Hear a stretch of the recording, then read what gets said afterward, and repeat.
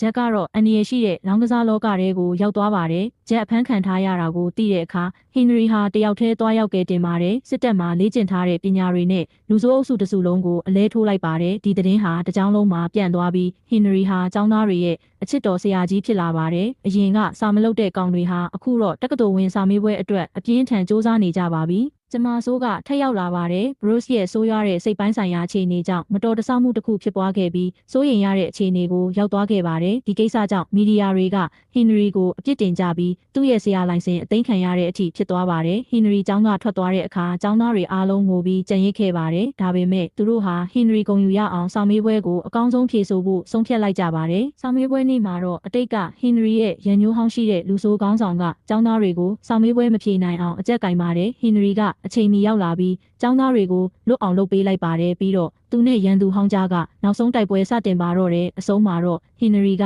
သူ့ကိုအနိုင်ပိုင်းနိုင်တဲ့အခွင့်အရေးရှိပေမဲ့ခွင့်လွှတ်ပေးလိုက်ပါတယ်ကျောင်းသားအားလုံးစာမေးပွဲအောင်မြင်သွားကြပြီးဟင်နရီလည်းဆရာအလုပ်ကိုပြန်ရခဲ့ပါတယ်သူဟာနောက်ထပ်ကျောင်းသားအသစ်တွေကိုလည်းမိသက်ရေပန်းနီလန်းဟောင်းကြီးနဲ့ပဲထပ်မံနှုတ်ဆက်နေပါတော့တယ်